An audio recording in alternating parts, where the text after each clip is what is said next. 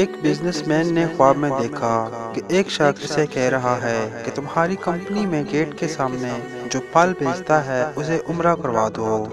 نیند سے بیدار ہوا تو اسے خواب اچھی طرح یاد تھا، مگر اس نے وہم جانا اور خواب کو نظر انداز کر دیا۔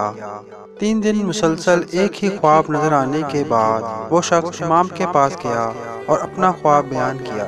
امام صاحب نے کہا، اس شخص سے رابطہ کرو اور اسے عمرہ کروا دو۔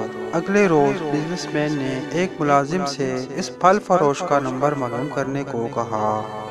بزنس مین نے فون پر اس پھل فروش سے رابطہ کیا اور کہا، مجھے خواب میں کہا گیا ہے کہ میں تمہیں عمرہ کرواؤں، لہٰذا میں اس نیک کام کی تکمیل کرنا چاہتا ہوں۔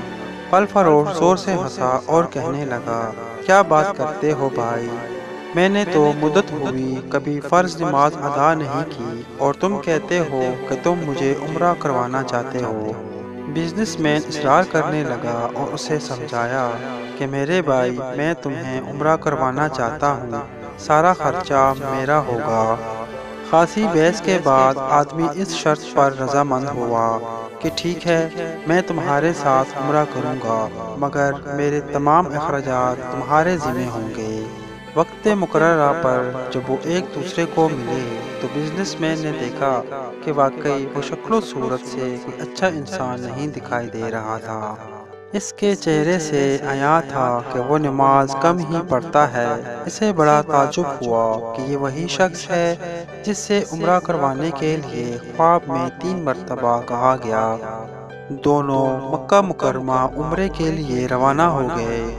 میقات پر پہنچے تو غسل کر کے احرام باندھا اور حرم شریف کی طرف روانہ ہوئے۔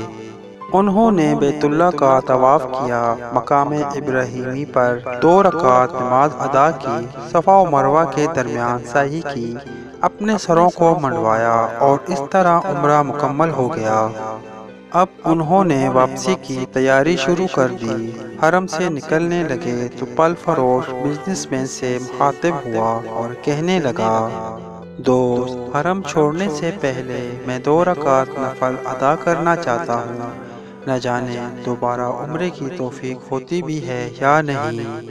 بزنس مین کو کیا اعتراض ہوتا، اس نے کہا، نفل پڑھو اور بڑے شوق سے پڑھو۔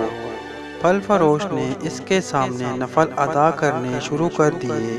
جب سجدے میں گیا تو اس کا سجدہ طویل سے طویل تر ہوتا چلا گیا۔ جب کافی دیر گزر گئی تو بزنس مین نے اسے ہلایا۔ جب کوئی حرکت نہیں ہوئی تو اسے معلوم ہوا کہ پھل فروش کی روح حالت سجدہ ہی میں پرواز کر چکی تھی۔ پھل فروش کی موت پر اسے بڑا رشک آیا اور وہ رو پڑا کہ یہ تو حسن خاتمہ ہے، کاش ایسی موت میرے نصیب میں ہوتی۔ اس خوش قسمت انسان کو غسل دیا گیا اور حرم میں ہی اس کی نماز جنازہ ادا کی گئی۔ ہزاروں فرزندان اسلام نے اس کا جنازہ پڑھا۔ وفات کی اطلاع اس کے گھر والوں کو دی جا چکی تھی۔ بزنس مین نے اس کے گھر کا تمام خرچہ اپنے ذمہ لے لیا۔ پھل فروش کی بیوی سے تعزیت کرنے کے بعد بزنس مین نے کہا، میں جاننا چاہتا ہوں کہ تمہارے شوہر کی ایسی کون سی عادت یا نیکی تھی کہ اس کا انجام اس قدر عمدہ ہوا اور اسے حرم میں سجدے کی حالت میں موت آئی۔ بیوی نے کہا، بھائی، میرا خاوند کوئی نیک آدمی تو نہیں تھا، میں اس کی کوئی خاص خوبی بیان تو نہیں کر سکتی، مگر اس کی ایک عادت یہ ضرور تھی کہ وہ ہمارے ہمسائے میں ایک غریب بیوہ اپنے چھوٹے بچوں کے ساتھ رہتی تھی۔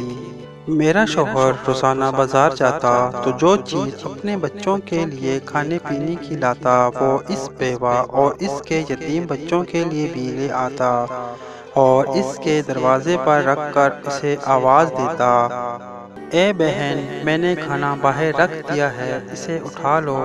یہ بیوہ عورت کھانا اٹھاتی اور آسمان کی جانب سر اٹھا کر دیکھتی اور کہتی، اے اللہ رب العزت، آج پھر اس نے میرے بھوکے بچوں کو کھانا کھلایا، اے اللہ رب العزت، اس کا خاتمہ ایمان پر فرما۔ زندگی تو جیسے تیسے بہرحال گزر ہی جانی ہے، لیکن جس قدر ممکن ہو لوگوں کی مدد کیا کریں۔ اللہ تعالی ہمیں ہر طرح کی برائیوں سے اپنی پناہ میں محفوظ رکھے اور ہمارا خاتمہ بھی ایمان پر فرمائے، آمین ثم آمین۔ اس ویڈیو کو شیئر ضرور کریں، ہو سکتا ہے کہ ایک شیئر سے یہ بات کسی کے دل میں اتر جائے۔